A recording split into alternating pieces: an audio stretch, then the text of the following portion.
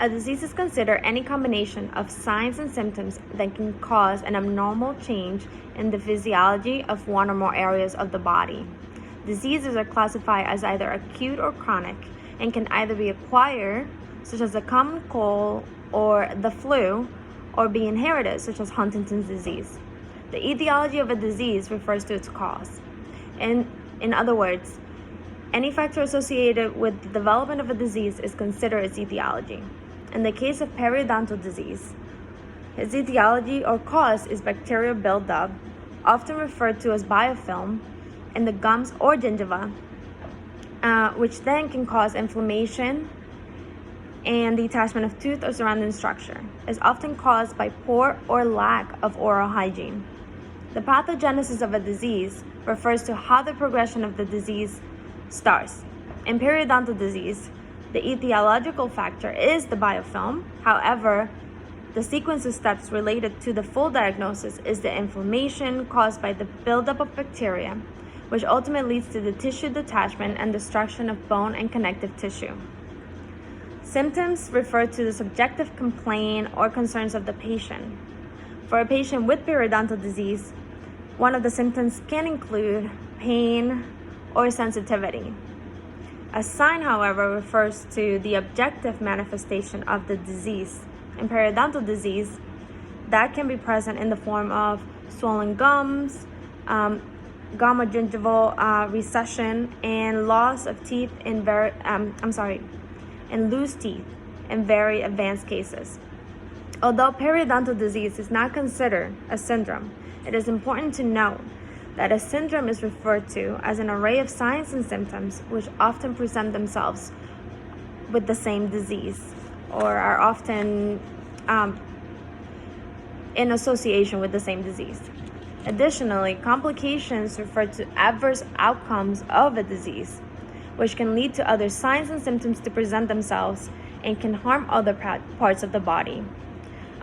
Research has shown that there's a big correlation between the incidence of periodontal disease and heart disease, and that is because with having an open access to the blood vessels that are attached to the tooth structure, having that detachment and crazy bacterial buildup can cause the bacteria to actually seep through into those areas that are detached and ride the circulatory system and create plaque and buildup in the arteries, causing or leading to heart disease. After reviewing history or lab results and considering the list of signs and symptoms, your healthcare provider has been trained to determine your diagnosis, which determines the nature of your disease. Then your healthcare provider can determine a prognosis, which is the outcome of the disease when treatment is provided. For example, some cancers have the prognosis of 3 to 6 months to live, whereas others can be treated and lead to remission.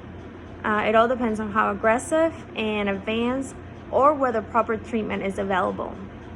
In the case of periodontal disease, the prognosis with treatment can lead to ultimate tissue reattachment and the prevention of further bone loss within a 6-month period.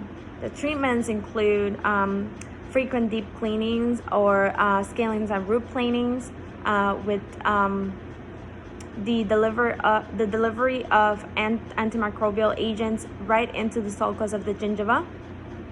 And oftentimes, also in addition, you will have to have gingival grafts or bone grafts to be able to build up the bone and the gingival tissue. There are different tests that can be done which are associated with the diagnosis of periodontal disease, such as you're able to see the bone loss through an x-ray, which can normally be seen right away, to the visual eye, to the naked eye. Also, bacterial testing of the oral cavity can determine whether a specific bacteria is present and proliferating more and causing that periodontal disease. Then the healthcare provider, or the dentist in this case, can determine which course of treatment can be better suited to eradicate that bacterial infection that's causing the periodontal disease.